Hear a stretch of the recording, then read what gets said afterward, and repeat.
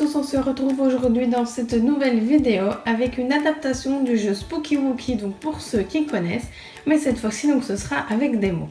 Comme vous pouvez le voir, j'ai écrit des noms de couleurs dans 6 couleurs différentes.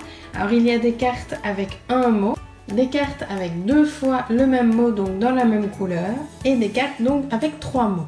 Avant de commencer la partie, on va déterminer avec quels critères on veut jouer. Donc soit avec les mots qui sont écrits dans la bonne couleur, soit tout simplement avec la couleur, soit avec le mot couleur donc écrit. Donc ici bleu qui est écrit dans différentes couleurs, mais ça on doit faire abstraction et on doit juste retourner les cartes donc bleues. Ou alors dernier critère avec le nombre de mots écrits par carte. On retourne ensuite toutes les cartes sur la table et c'est parti. Chacun leur tour, les joueurs retournent une carte. Si le critère donc qu'on aura choisi préalablement correspond, alors le premier qui frappe sur la table remporte les cartes jusqu'à ce qu'il n'y ait plus de cartes et après, évidemment, c'est celui qui en a remporté le plus qui gagne la partie. Ici, rien ne correspond.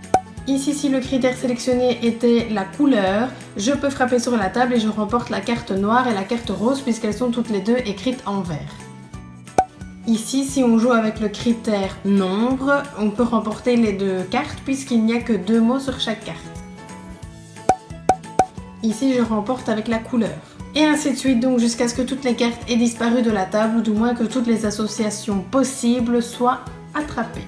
Vous pouvez choisir évidemment au début de la partie un ou plusieurs critères, par exemple jouer seulement avec la couleur, mais on peut aussi jouer avec la couleur et le nombre et ainsi de suite. Évidemment, il faudra faire abstraction aux autres critères et lorsqu'on fait plusieurs parties en changeant de critères, c'est également un peu plus compliqué puisqu'il faut faire abstraction de la partie précédente. Voilà pour cette adaptation de ce petit jeu que vraiment j'adore utiliser au quotidien, surtout avec les enfants qui ont des troubles d'attention. J'espère que cette vidéo vous aura plu et je vous dis à dimanche pour une nouvelle vidéo.